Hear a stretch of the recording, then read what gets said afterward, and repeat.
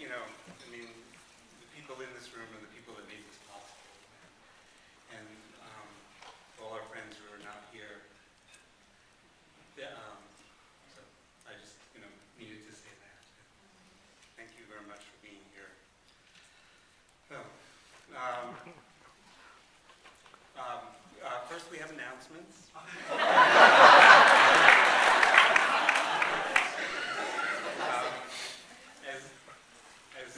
I hope many of you are aware, next month is the 25th anniversary of ACT UP, and people are starting to plan for the 25th anniversary. So there's a meeting on Monday at 8 p.m. at the it's the LGBT Center now, to figure out what to do and to help revitalize the fight against HIV/AIDS at this crucial time.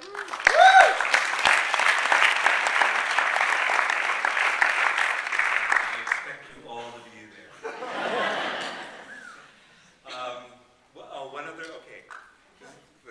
Let's get the crass moment away. We've started a Kickstarter campaign. The film is finished, but we still have some bills to pay, and we have to do all these things to get the distribution of the film and get it out in the world. So we need a little money, so we can go on to Kickstarter and pledge a little money.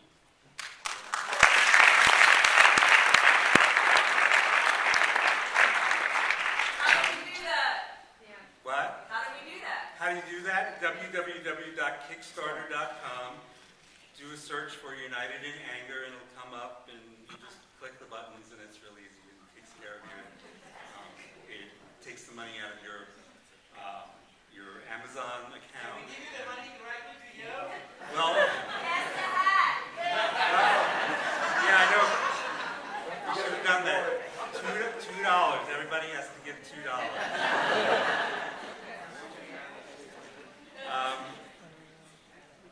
Clearly from the credits, you saw that this film would not have been possible without a whole lot of people. And I want to recognize some of the people who are here.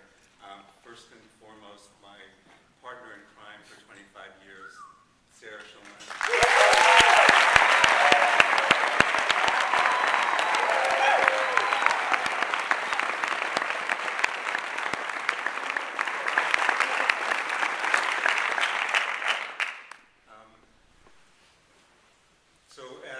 I've been making this film for 25 years, or for 10 years, or for 3 years, depending on how you count. I first joined ACT UP in June of 1987 at the Gay Pride March.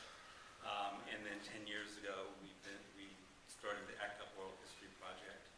And I was thinking about this film. 3 years ago, started editing it in earnest. But, you know, I could only get it so far. And then it had to be taken over by someone else to really shape it and refine it and make it the incredible film. I guess I can say that it's an incredible film because it's not all my work that you saw tonight. And so I want to recognize the editor of the film, Ali Cotterill.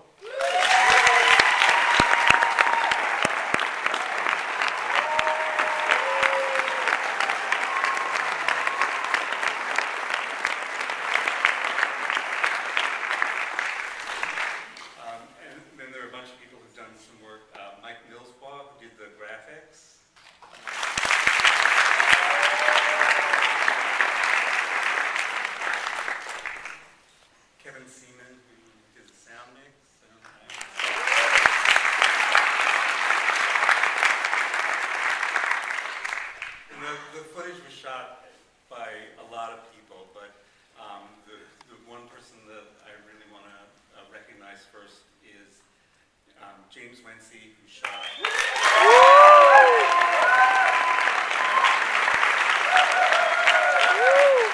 In the back. In the back. In the very back row. Wednesday's in the very back row. Oh, yeah. Stop. History, interviews, and 750 hours of ACT UP footage. And you know, this film really would not be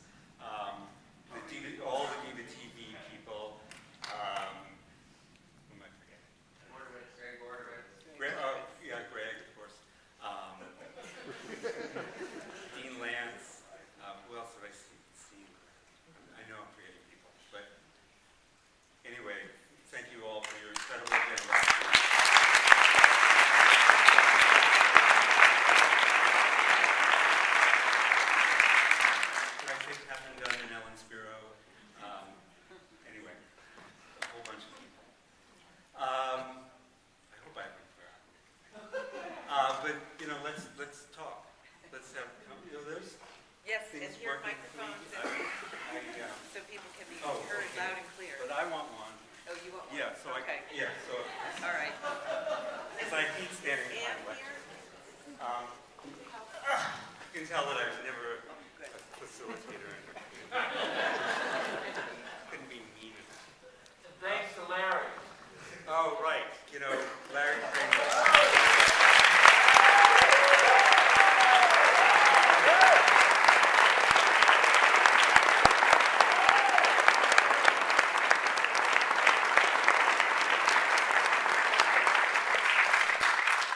Larry who?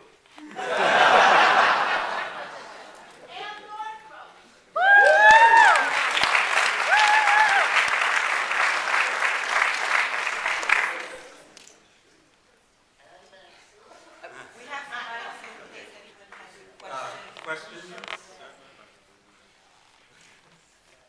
Is Ray Navarro, is that the person that was photographed as in hide and seek exhibition?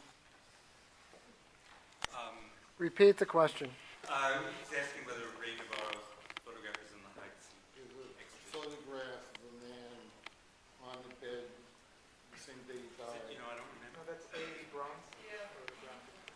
It's Abrams. It's Abrams. Yeah.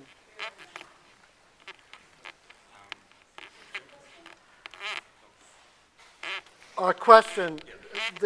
You actually capture the diversity of who made up the ACT UP movement worldwide when the representation in the media, the mainstream media, was white, young, gay men. Can you talk about how you weaved your way through representation? Well, I tried to get everybody into this movie. And that was impossible, but I tried, and we got a lot of people in. And that was the basic notion, that ACT UP was, even though we always say that it's a relatively small number of people, but there were lots of people. And, that's what I wanted to do, and show the full range of people who, struggled and gave their lives to the struggle. It just seemed the natural thing to do. I mean, that for me is the ACT UP story. So I don't understand. I couldn't see any way of doing it without showing as many people as possible.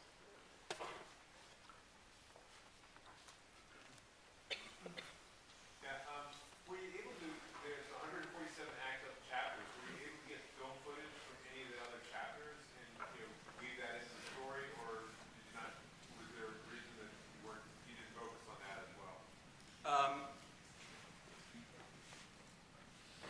Yeah, I mean, it's actually an interesting, because also in my other role as a film archivist, from about 1995 to 2000, under the auspices of the Estate Project for Artists with AIDS, I created a collection of AIDS activist video for the New York Public Library, and there were over 1,000 hours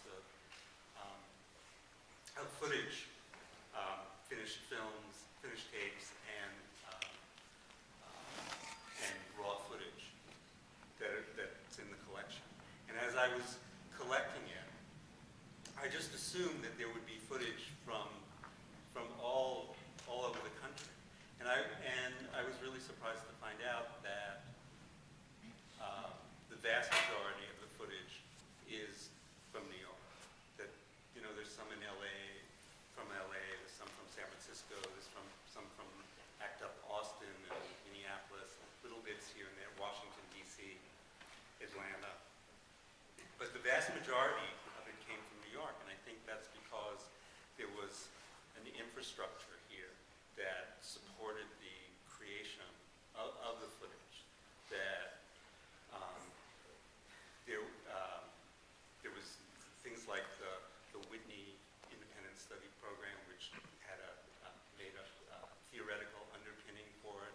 There were places like EAI and DCTV where people could go edit late at night and not pay anything or much money.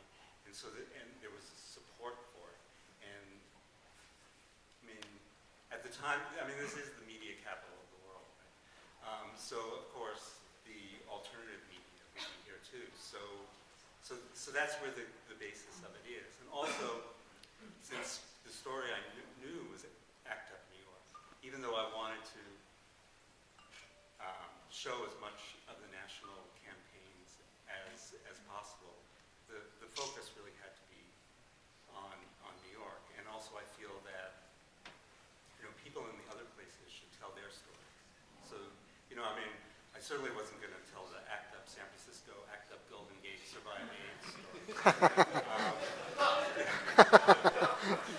That's for someone in San Francisco, and God bless them. Jim, I have a question.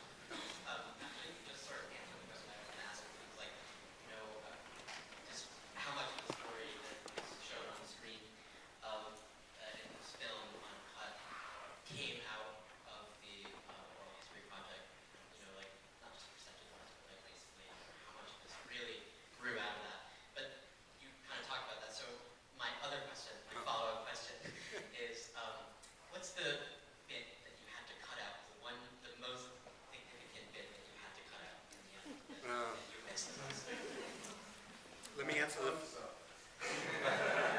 What was that? Let me answer the first one first.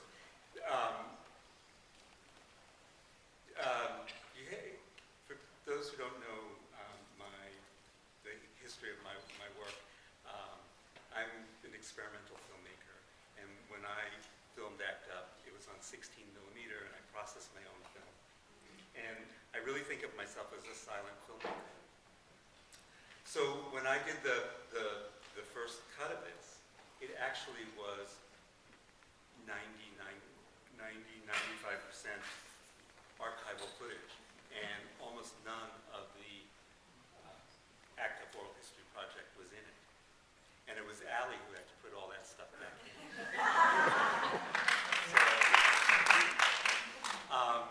Because I kept saying, the whole story is there in the footage. I mean, it's there.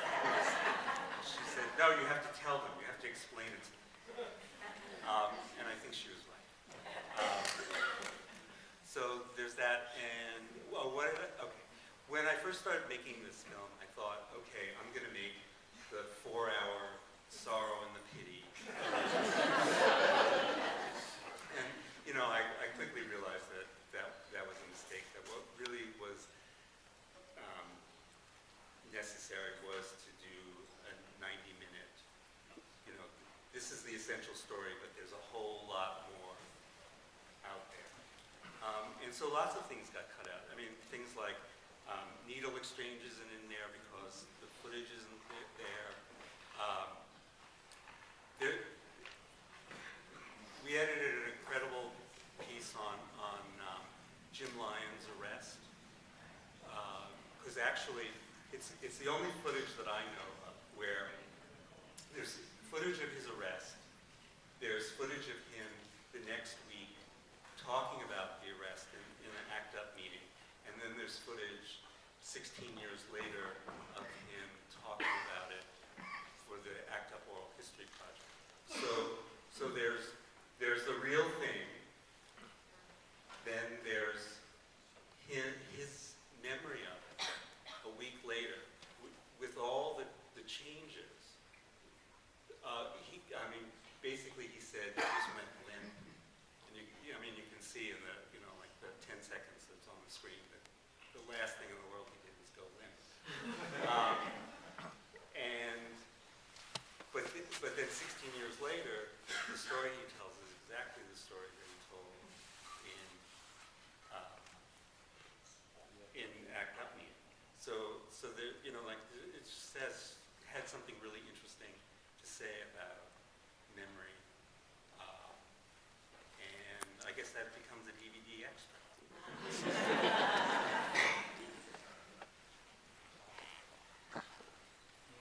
Well, I just really want to thank you and Sarah and the whole team for doing this incredibly important historical document and a moving piece that I hope that the current generation of Occupy Wall Street and many other folks will see.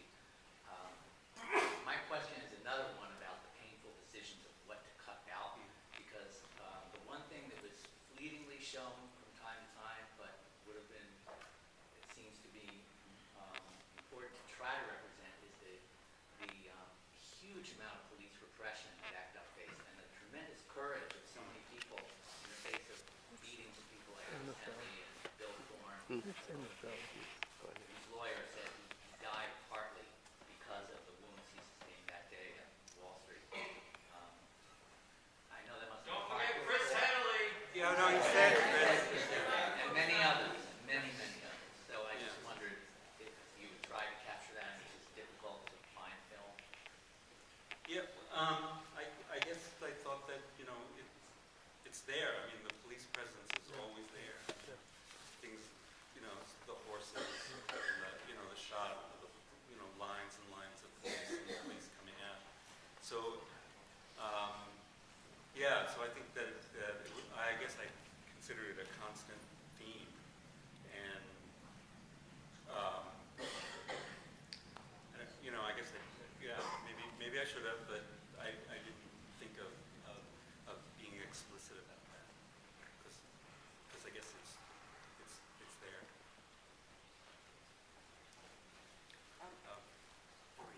Yeah, you did have it. Was there anyone else? We'll give it back to you. But I thought there were a few more hands in the back. Is there anyone else with a question?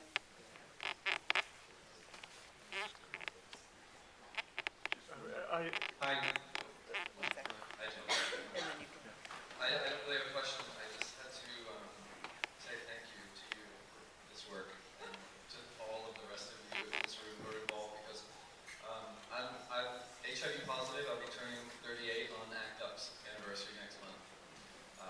And I find that I and people of my generation who I think of as gay adults in this sort of pecking order of experience, I'm in this weird place where I spend a lot of time talking to queer youth, a lot of times queer youth of color, people who are HIV positive and who are going through these covenant programs, sort of take all of this for granted that this is how it's always been, and never stop to think twice about, that they have never lost anything. Occasionally they've lost their father or their mother to it, and those people seem to have more understanding of this whole scenario, but there's just this great divide between the appreciation of what really happened and what people experience today.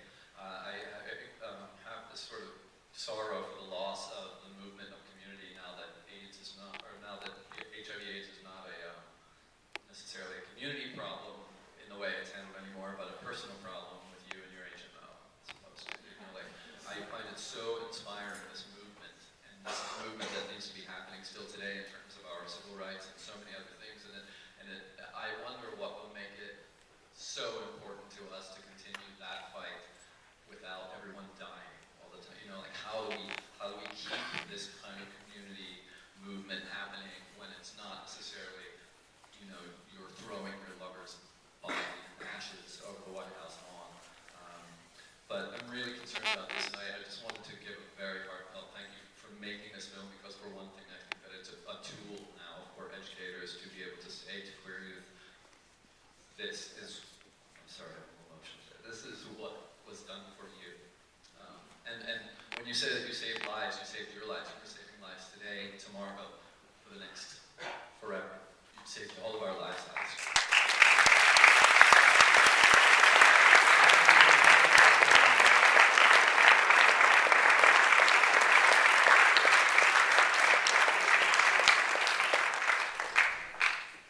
Thanks, Busy.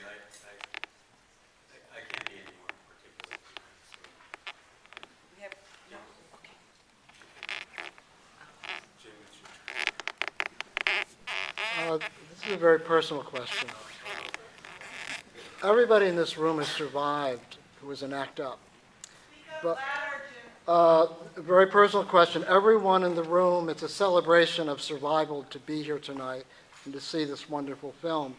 But I wonder, because memory is such a tricky thing, it's very hard for me to sit through and see all the people that I loved, fought with, stood with, And I wondered how you and Sarah and Jim and the people that have worked on these projects have lived with so many people dead and dying, who have now died, that you worked with. How do you, as a filmmaker and as a human being, deal with that constant memory in your face? Well, there are a couple answers to that question.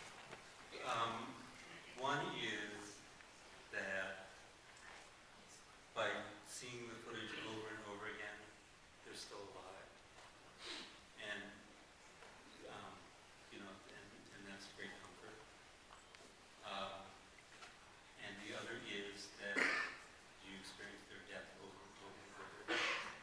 And to a certain extent, you become inured to it, but it's always there. And also that, I think I do this because of all my dead friends. And this is, for them.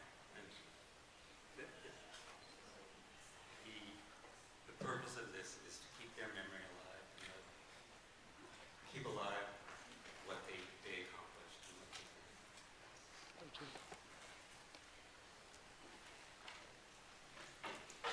Jim, we really only have time for one more question.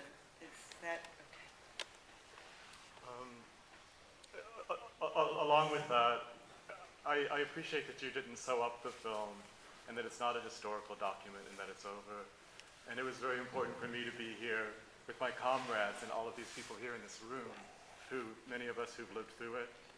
I was in the waiting line hoping to get in. Thankfully, by grace of things I won't go into, I begged my way in. And the people before me were in their 20s. And there are people here who are in their 20s, there are people here who've lived through it. And just to be here as a survivor myself, someone who lost somebody last year, and the meeting on Monday, it's really miraculous. And I have such appreciation for the community that you brought together tonight.